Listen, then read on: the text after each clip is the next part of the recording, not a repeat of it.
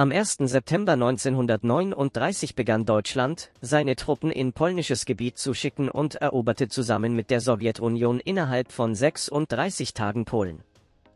Die gemeinsame Aktion dieser beiden Länder mit unterschiedlichen Ideologien schockierte die Welt. Doch diese Partnerschaft hielt nicht lange an, und am 22. Juni 1941 griff Deutschland sowjetisches Gebiet an. Deutschland rückte schnell in den Osten vor und begann nach der Schlacht von Stalingrad, die am 2. Februar 1943 endete, sich nach Westen zurückzuziehen. In der Hauptstadt Polens, Warschau, die unter deutscher Herrschaft stand, bereiteten sich Widerstandsgruppen auf einen großen Aufstand vor. Die sowjetische Armee näherte sich der Weichsel. Großbritannien glaubte, dass die sowjetische Armee den polnischen Widerstand unterstützen würde, und sandte kontinuierlich Hilfe an die polnischen Widerstandskämpfer. Am 1. August 1944 brachen in Warschau Kämpfe aus, und im sogenannten Warschauer Aufstand standen sich die polnische Heimatarmee und die deutsche Armee gegenüber. Als die Deutschen in den ersten Tagen schwere Verluste erlitten, gab Hitler den Befehl zur Zerstörung Warschaus. Während die Deutschen intensive Bombardierungen aus der Luft durchführten, brachten sie auch eine neue Technologie nach Warschau. Widerstandsgruppen hatten sich in den Gebäuden verschanzt, während die granatenähnlichen Geschosse der Sturmtiger-Technologie beinahe eine Erdbebenwirkung erzeugten und die Gebäude zerstörten. Am 13. August 1944 begann der Einsatz der Technologie namens Sturmtiger, die die polnischen Widerstandskämpfer in Angst und Staunen versetzte.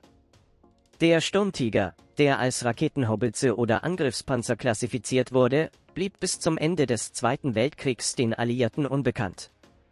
Als die erbeuteten gepanzerten Fahrzeuge nach dem Krieg untersucht wurden, waren die Alliierten sehr überrascht von der Existenz einer solchen Waffe. Lass uns den Sturmtiger, den deutschen schweren Panzer, zusammen genauer betrachten. Die Sturmtiger-Technologie ID entstand nach der Schlacht von Stalingrad. In diesem Kampf war es sehr schwierig, die Soldaten, die sich zwischen den Gebäuden versteckten, ins Freie zu locken und von dort aus vorzurücken. Aus diesem Grund wurden schwere Verluste erlitten. Die Idee der Technologie war, dass die Infanterie nicht in die Gebäude eindringen würde, sondern dass Topfgasgranaten abgefeuert werden würden, um die Gebäude zu zerstören. Dadurch könnte die wertvolle Infanterie geschützt werden. Die brillante Idee der Designer war es, ein schwer gepanzertes bewegliches Geschütz auf Basis des Tigerpanzers zu entwickeln, das mit einem gut entwickelten System auf den Ketten und dem Rumpf des Tigers montiert werden sollte. Die Geschosse des Sturmtigers sollten einen Durchmesser von 380 mm haben. Außerdem würde die Verwendung von Raketenantriebstechnologie in den Geschossen die Reichweite und den verursachten Schaden erhöhen. Um keine Probleme zu verursachen, war das System des Tigerpanzers geschützt worden. Die obere Turmfront und Rückseite waren mit einer Neigung von 47 Grad und einer Panzerung von 150 mm Dicke versehen. Mit dieser Neigung hatte der Panzer den gleichen Schutzeffekt wie eine 200 mm dicke Panzerung. An den Seiten wurde eine Panzerung von 82 mm Dicke verwendet. Insgesamt war die Panzerstruktur eine Technologie, die damals schwer zu durchdringen war. Das Gesamtgewicht des Fahrzeugs betrug 70 Tonnen. Die Besatzung des Sturmtigers bestand aus einem Kommandanten, einem Fahrer, einem Funker und 2 Artilleristen, insgesamt 5 Personen. Der Funker bediente gleichzeitig das MG-34 Maschinengewehr, das sich vor dem Fahrzeug befand. Mit einer vollen Kraftstofffüllung konnte das Fahrzeug eine Strecke von 20 Kilometern zurücklegen. Die Höchstgeschwindigkeit betrug 40 Kilometer pro Stunde. Die Länge des Sturmtigers betrug 6,28 Meter, die Breite 3,57 Meter und die Höhe 2,85 Meter. Wir wissen nicht genau, wie viel Beitrag diese Technologie zum Krieg geleistet hat. Denn die Quellen zu dieser Technologie beschränken sich auf einige kurze Erzählungen in Erinnerungsbüchern. Dieses Video ist die wichtigste Quelle, um die Wirkung dieser Waffe zu verstehen. Wenn sie abgefeuert wird, können wir deutlich die Flugbahn der Rakete und die Auswirkungen beim Treffen des Ziels sehen. Die Hauptwaffe des Sturmtigers war eine 380 mm Raketenwerferkanone.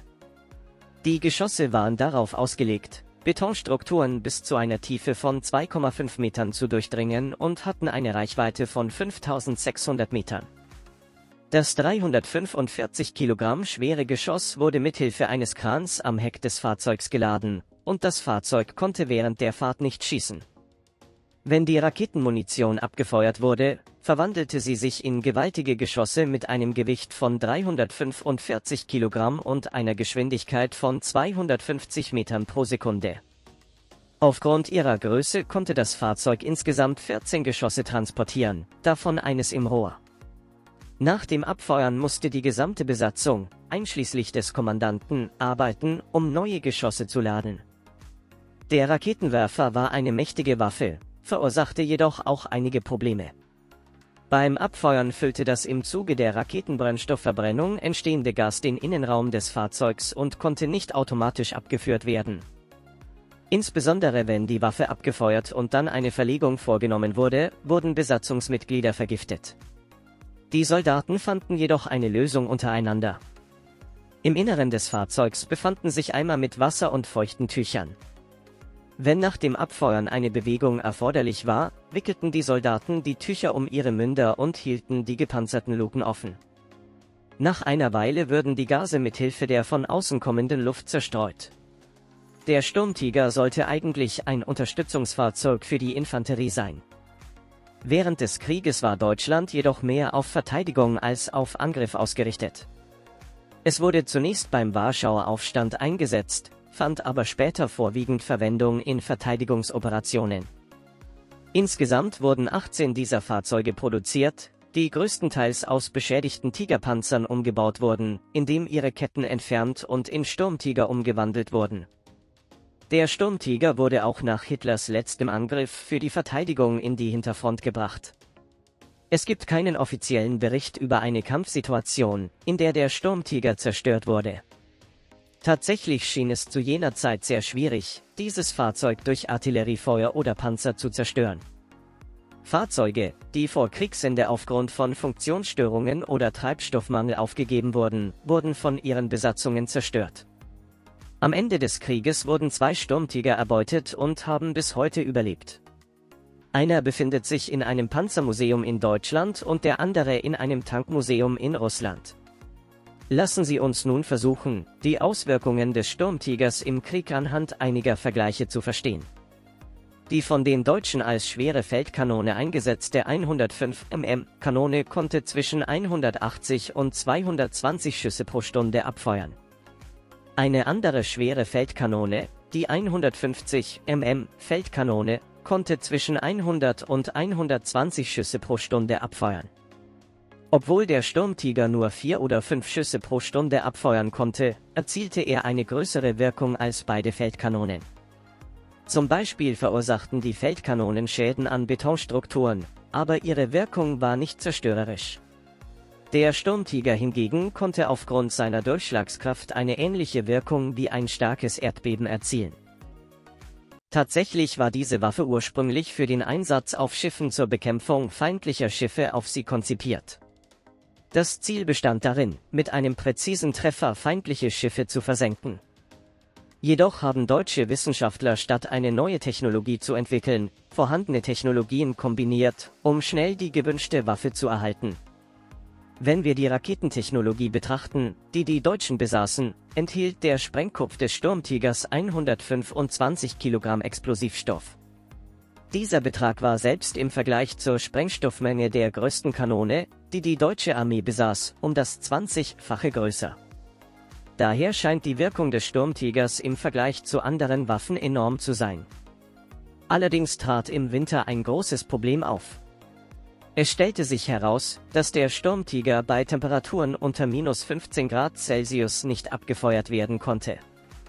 Wie wir gerade erwähnt haben, zogen die Deutschen diese Art von Fahrzeugen tatsächlich in die Hinterfront zurück. Der eigentliche Grund für das Zurückziehen der Fahrzeuge in die Hinterfront war eigentlich dieser. Obwohl sie in geringer Anzahl vorhanden waren, wurden in der deutschen Armee 3 Sturmtigerbataillone gebildet.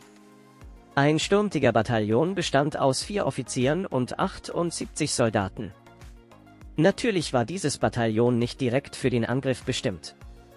Diese 3 Sturmtiger-Bataillone dienten dazu, Brigade- oder Divisionstruppen zu unterstützen. Das Bataillon verfügte über 11 Lastwagen, deren Aufgabe es war, Unterstützung in Form von Munition für den Sturmtiger, Ersatzteilen und vor allem Treibstoff bereitzustellen. Darüber hinaus war während des Sturmtigerbeschusses die Geheimhaltung äußerst wichtig, da dabei viel Rauch entstand. Dadurch wurde er zu einem leichten Ziel für den Feind. Im Berliner Krieg wurden 2 Sturmtiger eingesetzt, von denen jedoch alle außer 2 von ihren Besatzungen zerstört wurden, und nur eine geringe Anzahl von Granaten wurde erbeutet. Die alliierten Streitkräfte waren sich bis zum Ende des Krieges nicht über die Existenz einer solchen Waffe bewusst. Die erbeuteten 2 Sturmtiger und die geringe Anzahl an Granaten haben uns dabei geholfen, diese Waffe kennenzulernen. Vergessen Sie nicht, Ihre Wünsche zu interessanten Technologien in den Kommentaren zu erwähnen. Vielen Dank, dass Sie das Video bis zum Ende geschaut haben. Wir sehen uns in einem weiteren Analysevideo. Auf Wiedersehen.